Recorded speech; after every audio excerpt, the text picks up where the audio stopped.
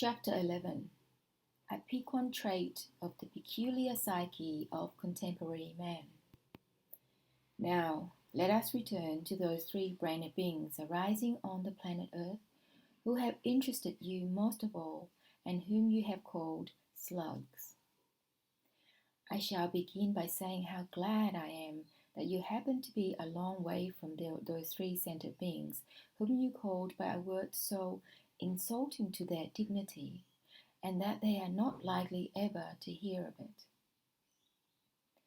Do you know, you poor thing, you small boy not yet aware of himself, what they would do to you, particularly the contemporary beings there, if they should hear what you call them? What they would have done to you if you had been there, and if they had got hold of you? I am seized with horror at the very mention of it. At best, they would have thrashed you so, that as our Mullah Nasser Aden there says, you wouldn't have recovered your senses before the next crop of birches. In any case, I advise you that whenever you start anything new, you should always bless fate and beseech her mercy, that she should always be on guard and prevent the beings of the planet Earth from ever suspecting that you, my beloved and only grandson, dare to call them slugs. You must know that during the time of my observations of them from the planet Mars, and during the period of my existence among them, I studied the psyche of these strange three-brained beings very thoroughly, and so I already know very well what they would do to anybody who dared to give them such a nickname. To be sure, it was only in childish naivety that you called them so, but the three-brained beings of that peculiar planet, especially the contemporary ones, do not discriminate such fine points. Who called them, why, and in what circumstances is all one. They have been called by a name they consider insulting, and that's quite enough. Discrimination in such matters is, according to the understanding of most of them, simply, as they express it, pouring from the empty into the void. Be that as it may, you were in any case extremely rash to call the three-brained beings breeding on the planet Earth by such an offensive name. First, because you had made me anxious for you, and secondly, because you had laid up for yourself a menace for the future.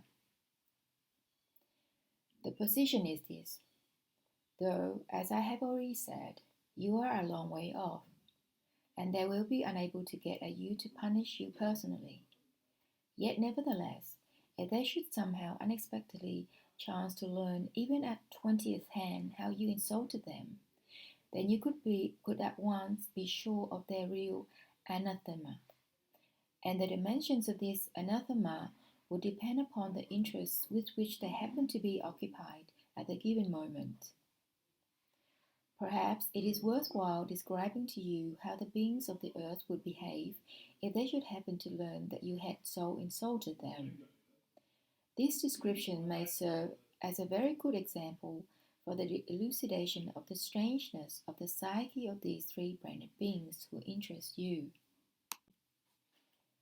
Provoked by such an incident as your thus insulting them, if everything was rather dull with them at the given moment, owing to the absence of any other similar absurd interest, they would arrange somewhere in a previously chosen place with previously invited people, all of course dressed in costumes specially designed for such occasions, what is called a Solemn Council. First of all, for this Solemn Council of theirs, they would select from among themselves what is called a President, and only then would they proceed with their trial. To begin with, they would, as they say there, pick you to pieces, and not only you, but your father, your grandfather, and perhaps even all the way back to Adam. If they should then decide of course, as always, by a majority of votes, that you are guilty, they would sentence you according to the indications of a code of laws collated on the basis of former similar puppet plays by beings called all fossils. But if they should happen, by a majority of votes, to find nothing criminal in your action at all, though this very seldom occurs among them, then this whole trial of theirs, set out on paper in detail and signed by the whole lot of them, would be dispatched, you would think, into the waste paper basket? Oh no, to appropriate specialists, in the given instances to what is called the hierarchy or Holy Synod, where the same procedure would be repeated. Only in this case you would be tried by important beings there. Only at the very end of this true pouring from the empty into the void would they come to the main point, namely, that the accused is out of reach. But it is just here that arises the principal danger to your person, namely, that when they are quite certain beyond all doubt that they cannot get hold of you, they will then unanimously decide nothing more or nor less than, as I have already said, to anathematize you. Do you know what that is and how it is done? No? Then listen and shudder.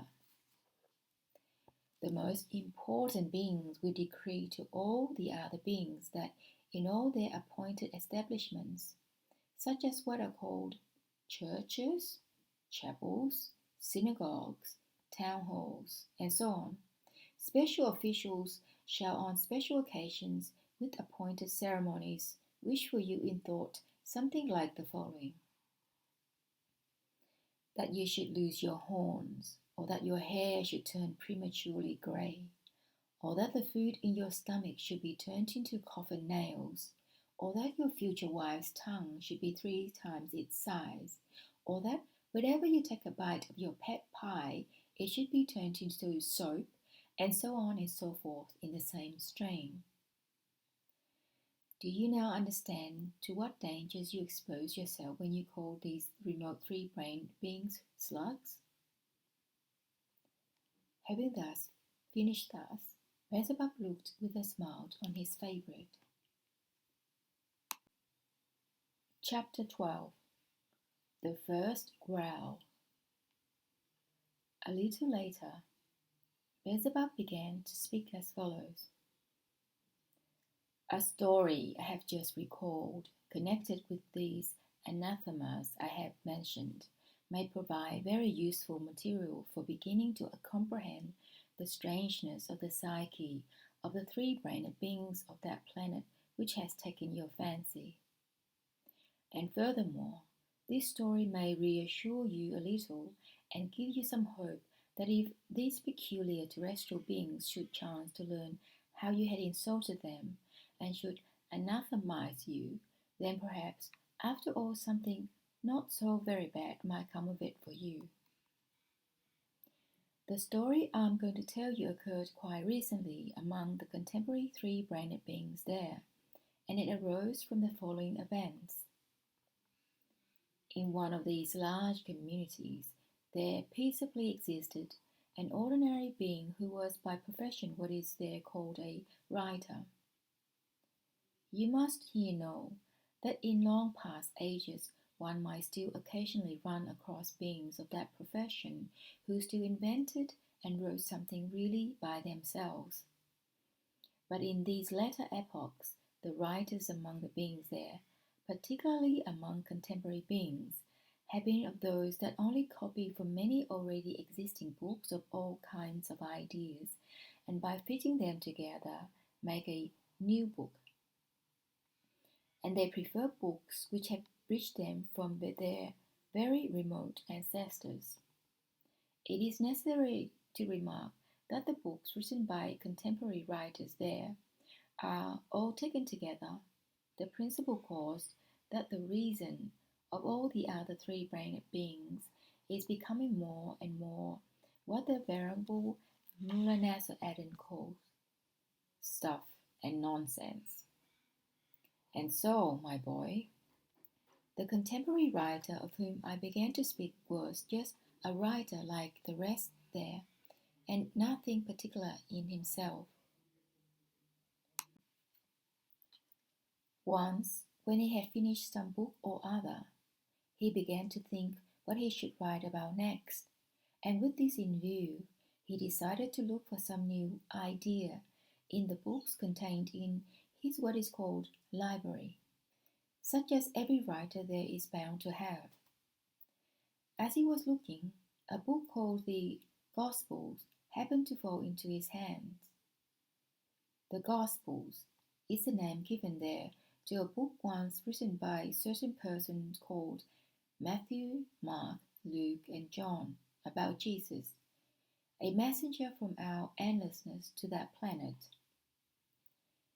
This book is widely circulated among those three center beings there who nominally exist according to the indications of this messenger. This book having chanced to fall into this writer's hands, the thought suddenly entered his head, why should not I also make a gospel?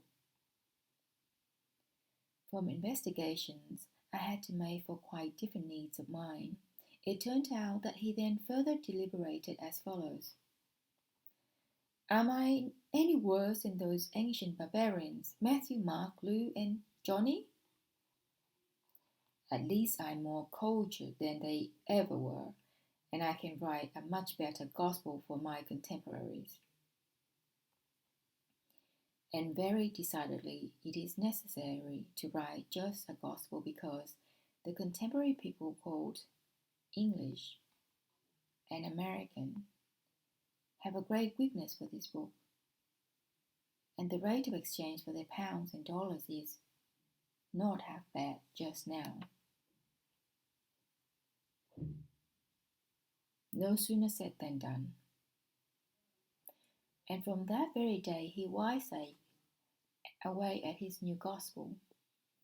But it was only when he had finished it, however, and had given it to the printers, that all the further events connected with this new gospel of his began.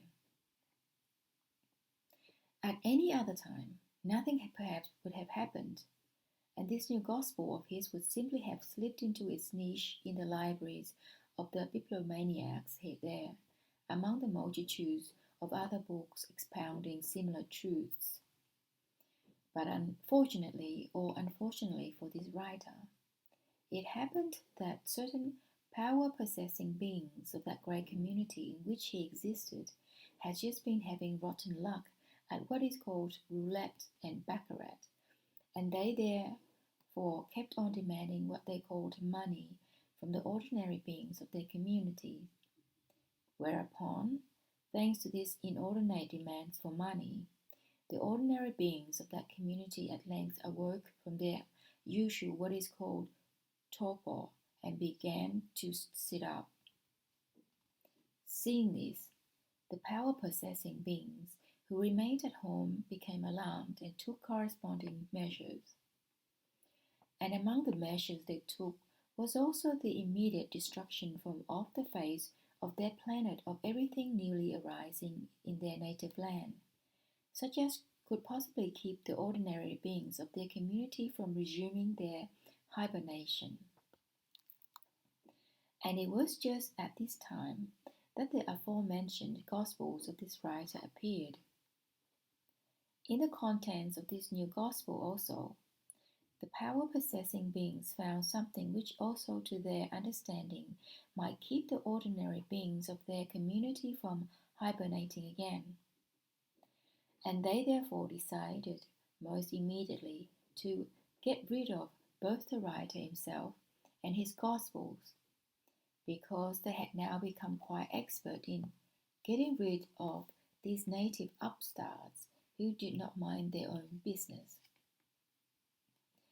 But for certain reasons they could not treat this writer in this way, and so they got excited and hemmed and hawed about what they should do. Some proposed that they should simply shut him up where many rats and lice breed. Others proposed to send him to Timbuktu, and so on and so forth. But in the end, they decided to anathematize this writer together with his gospel, publicly and punctiliously according to the rules, and moreover with the very same anathema with which no doubt they would have anathematized you also if they had learned how you had insulted them. And so, my boy, the strangeness of the psyche of the contemporary three-brained beings of this peculiar planet was revealed in the given instance in this, that when this writer in his gospel had been publicly anathematized with this anathema, the result for him was, as the highly esteemed Mulla-Nasser Aden once again says, just roses, roses. What occurred was as follows. The ordinary beings of the said community, seeing the fuss made about this writer by the power-possessing beings, became very greatly interested in him and avidly bought and read not only his new gospel of his, but also all the books he had written before. Whereupon, as usually happens with the three center beings breeding on this peculiar planet, all the other interests of the beings of the said community gradually died down, and they talked and thought only of this writer.